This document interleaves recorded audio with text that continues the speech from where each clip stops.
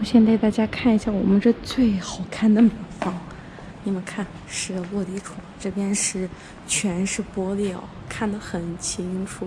然后这里头的马全是我们这儿的大马，还有就是我们的那个 Moscow Lucky， 是它，哎呀妈 ，Lucky 它醒过来了，它警惕心还是蛮高的。再看一下，这是吓人吧？这是大马在站着睡觉。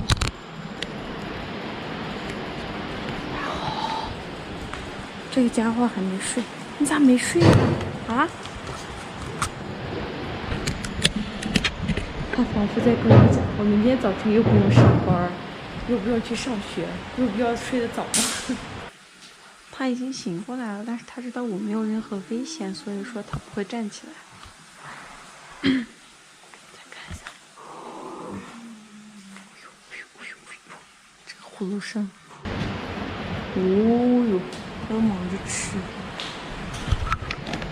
马是一天24小时要吃7顿饭的，其中4顿草料，3顿料，所以说可能刚刚给他们喂草，他们可能就为了吃草就没有睡。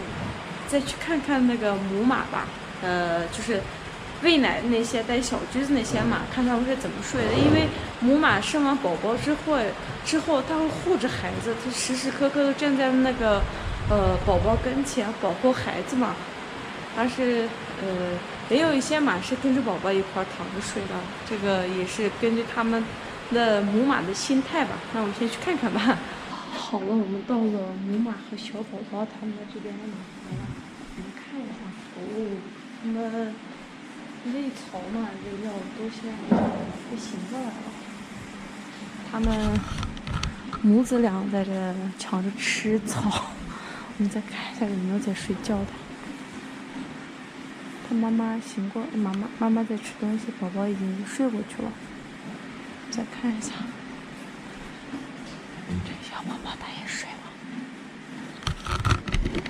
一般小马驹它是天生就是胆子比较大，然后可能就是当妈妈是在护着自己，所以说他们都会干脆晚上都会躺下来睡觉的。晚上妈妈会站在旁边护着他不睡觉，啊不对，站着睡觉。看一下，他妈妈看到我过来了就看着我。现在已经快差不多2点半了。那今天关于我们马是站着睡的还是躺着睡的这个问题就讨论到这儿了。然后结论就是马有可能躺着睡，也有可能站着睡。那么下一期大家还有什么问题的话，可以再继续在评论区里面讨论。然后你们还有什么更好玩、更有意思的问题的话，也可以在评论区里面留言。然后我会挑选几个有意思的话题，会继续进行拍摄来解答大家的问题。那么今天汗血吧宝马兵马问娜娜就这一期的视频内容到此就结束了。然后呢，这段时间非常感谢你们的支持、评论、点赞，我完全感觉到你们的热情。然后呢，非常非常感谢你们，我爱你们，拜拜。